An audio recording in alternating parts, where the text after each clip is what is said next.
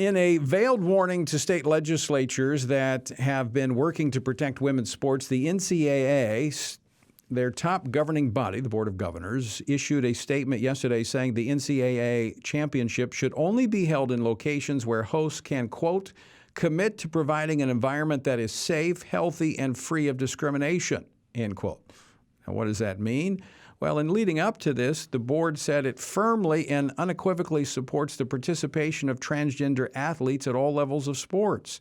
That means they support biological men competing against women. With me now to talk about this latest push to punish states that won't embrace their woke agenda is U.S. Senator Marsha Blackburn from Tennessee, which is one of the 4 states that have already passed legislation to protect women's sports. Senator, welcome back to the program. Good to join you, and thank you for putting attention on this topic of how we're going to protect young women in sports and allow them to compete and, Tony, allow them to excel. This is, I mean, obviously we can have different opinions and we reach consensus through our policy, but we see now big business, we see these sports entities threatening to punish states by pulling events, all this kind of stuff. I've never seen this type of activism by business and these sports entities. The activism by businesses is just astounding. If you want to say the country is equally divided between conservative and liberal or progressive, then yes, but why would these companies be choosing to shun half the country? And that is what they're doing. Why would they be choosing to put biological females at a disadvantage when it comes to sports competition? And it is terribly disturbing to see this kind of activism. People were very disappointed with the MLB decision. And I have talked to people in Georgia with businesses, minority-owned businesses, who are going to be really adversely impacted by that decision. Was that fair to those business owners? I have so many people that said they appreciated the PGA playing golf this past weekend, the Masters, and allowing these small businesses to be there, allowing the community to be there and to participate and to benefit from having that event in their community. I want to read from the NCAA Board of Governors statement that they released yesterday on this. It said the NCAA Board of Governors firmly and unequivocally supports the opportunity for transgender student athletes to compete in college sports. This commitment, this is the part I want you to respond to, this commitment is grounded in our values of inclusion and fair competition.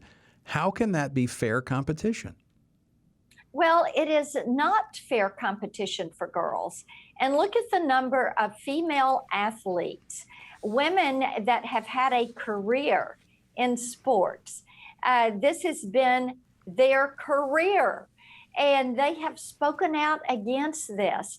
Look at the parents and the coaches that we are hearing from that continue to say, this is not right to have a biological male who has declared that they self-identify as female, compete against them in sporting events.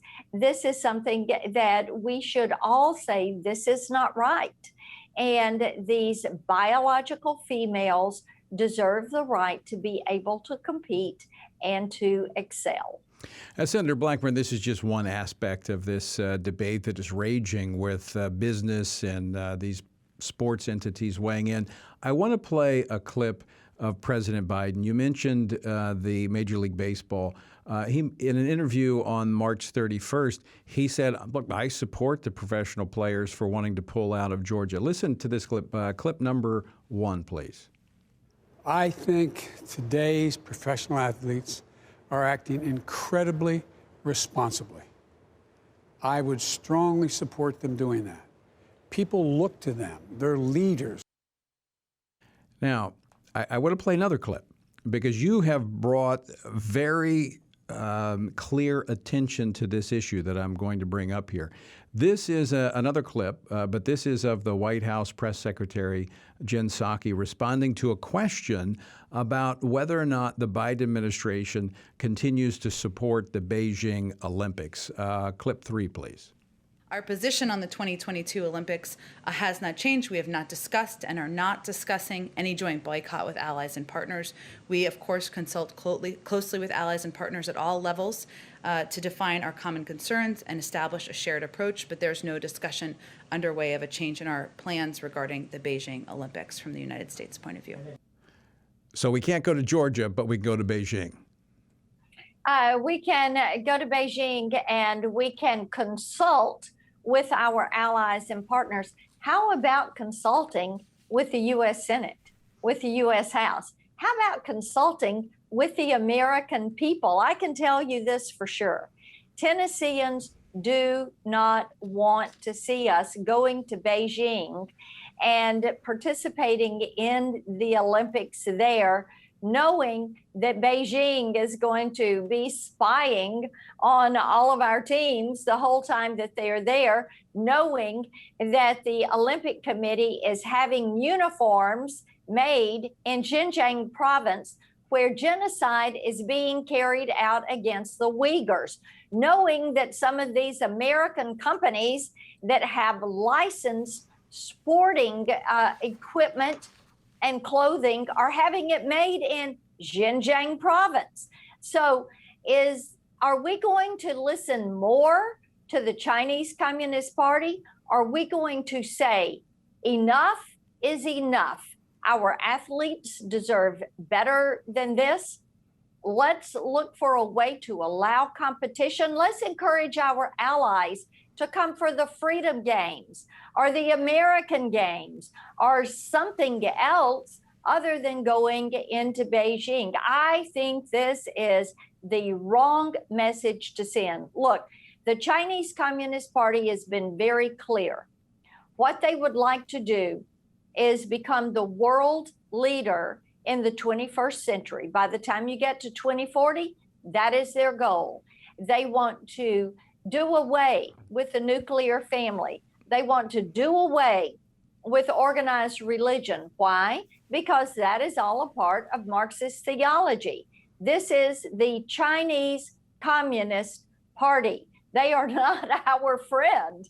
And why should we be competing there and having our athletes there in Beijing?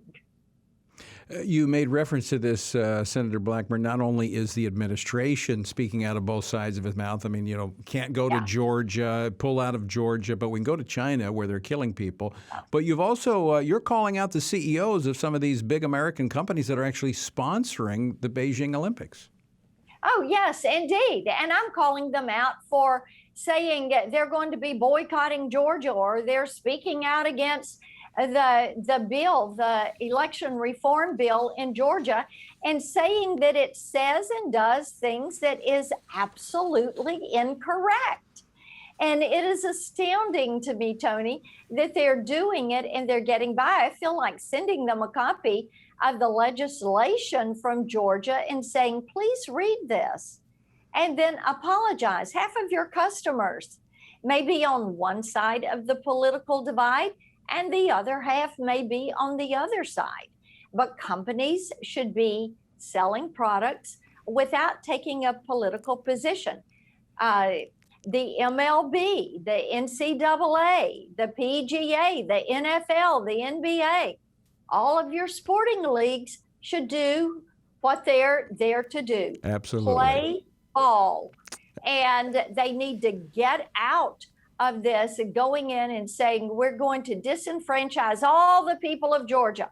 We're going to disenfranchise all the people of somewhere else. You're absolutely right. And to be paying that much attention to something that is factually incorrect and making decisions on it and then doubling down on it. Right. It is not good corporate No, governance. just look. If you make widgets, make widgets. Leave the policies and politics to someone else. Senator Marsha Blackburn, thanks so much for joining us today. As always, great to hear from you, and we appreciate your clear position on the issues. Thank you.